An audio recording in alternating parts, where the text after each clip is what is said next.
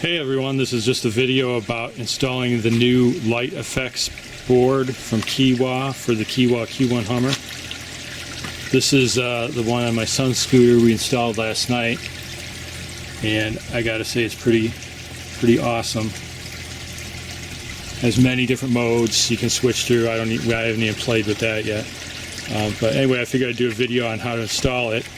We're gonna put one on my scooter right here. When you get with the kit, plexiglass board, controller, has an input and output on it. I don't know if you can see it there, but the input is DC 36 volts to 100 volts. Output is 5 volts, DC 5 volts. And so you get your controller with the connectors, your board. Underneath the board is a regular metal board, just like the original one, and I guess it's there just to seal the LEDs that are recessed up in there. And also you get new hardware, because the screws you need are going to need to be longer, since the board is, I don't know, ½ inch thick or so.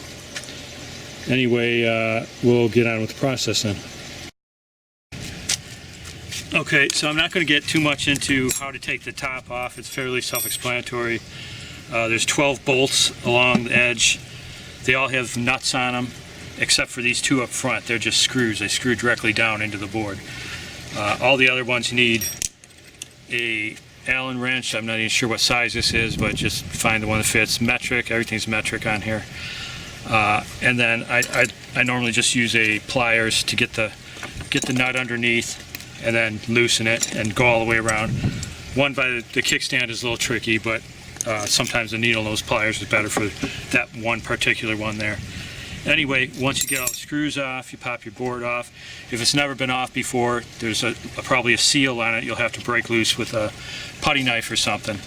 I've had this one open a lot, so I don't bother sealing it because I don't care about being waterproof. We live in a desert, so don't get a lot of rain to ride in here anyway. Not that I'd want to. Okay, so then you have your board, your old board off. Your controller down on the bottom. This is your alarm system, fuse, power connection. It's all pretty simple. You should get familiar with it if you take it apart.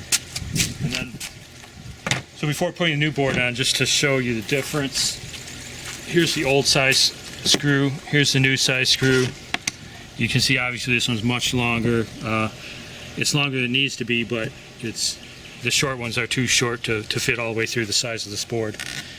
And so there's the difference in the two screws. Also, I ordered these specifically from them with the comment not to put the Qiewa grip tape on it, because we have different grip tapes, such as this one here that I'm currently using, which I like a lot. And I've got a plan for that too. Okay, so here's the idea I had. I really like my other grip tape here. I actually did buy a new one to put on this board, but now that I see what this is, I think I'm actually going to, this one came apart pretty easy. The other one didn't. I don't think there's glue on it. I think it was just suction or something.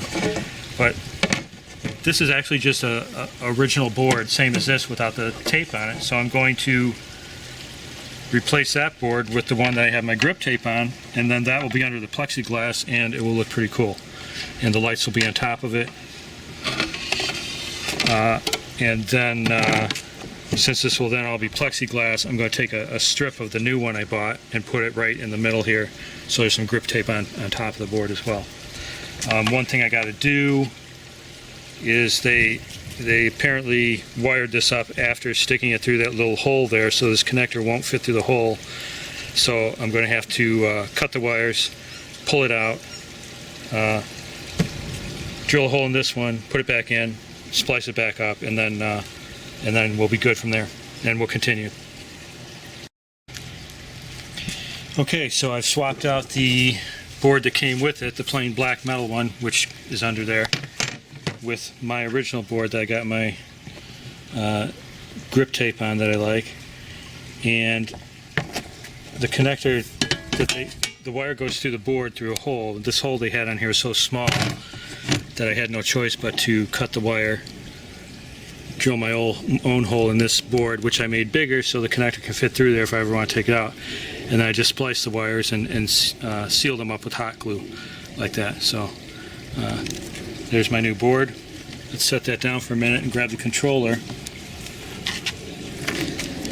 Now, if you look at the controller, the output, it says output on here, DC 5 volts, goes to this white circuit, and it says DC 5 volts mini remote controller.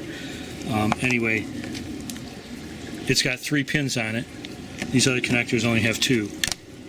The board connector has 3 pins on it. So this wire, and you can tell the wires are red, green, and white, plugs on up here to red, green, and white.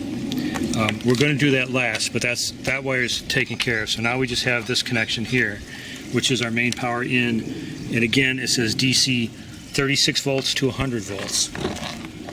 So let's go over here to the scooter, and you're going to want to just kind of pull your wires out. I don't know how neat yours are going to be. Mine weren't very neatly done, and someday I'm going to probably straighten them out a little bit. You just kind of remove things. Here's your fuse. Here's your power from your battery. This yellow connector is your battery power going into the scooter. Anytime I'm messing around with anything electronic or electric in here, I like disconnecting that.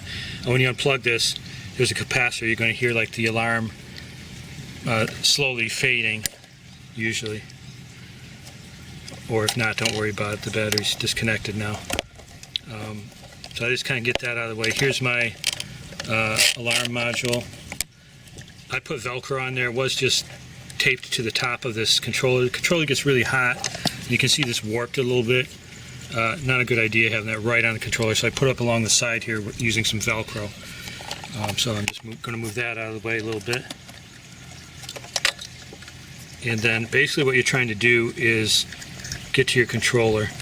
I'm going to pull mine out just to show you better. You don't have to if you can find the right wires.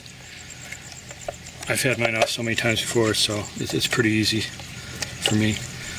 You'll notice I have another melted connector here. That's another story from early on, but I fixed that. Maybe I'll show you that some other time. So basically, let me show you something here. Okay, so I've got my controller out of the box here. I actually have a spare controller that I bought once because I thought I had a problem with this one. Turns out I didn't, so I got a spare. So basically, on the LED controller, these are the 2 connections you need to make to the scooter. 2-pin male, 2-pin female. If you look at the controller, and also the wires are red and black. If you look on the controller, out of all the wires here, most of them are going to be connected already. In fact, there's a couple that aren't, but I don't know what they're for. There's only, see, this one has 3 pins. There's only one connector that comes out of here that has a red and black wire and 2 pins on it. So that's coming out of the controller. So that's the one you want. It's the only one like that. There's another 2-pin one, but it's gray and black. You don't want that one. You want the one that's red and black, just like this one. This is going to be 52 volts coming directly out of the controller, and the input to this is 36 volts to 100 volts DC, so 52 volts or 56 volts, whatever it is what we want. So we're looking for the red and black wire coming out of the controller with the 2-pin connector on it. So if I pull mine up here and look around, looks like this is it here. It's hard to see with all the wires, but I can tell that this end goes down into the controller. So this is the one I want. So what I'm going to do is simply unplug that, keep track of both ends. I'm going to grab the LED controller. Now there's 2-pin female here, so I'm going to take the 2-pin male from the LED controller and plug it on to there. Now that's giving 52 volts to this LED controller, and that's always on. It doesn't turn off with the scooter, it's always on. This other end is a female. Well, you have to reconnect the one you disconnected previously from there, so you still have to connect that up. So this is just a pigtail. So basically you're splicing in this controller. Now that 52 volts is going to controller, and it's going to where it used to go to. So that's all done. All you got to do now, put everything back inside, plug this onto the board, Let's go ahead and do that. We'll drop the controller back down inside there. I'm usually a little neater about this, but just for now, to make it quick, I'm just going to kind of shove it in there. Try not to make sure you don't get any wires pinched or anything. Yeah, be more gentle than I'm being here probably.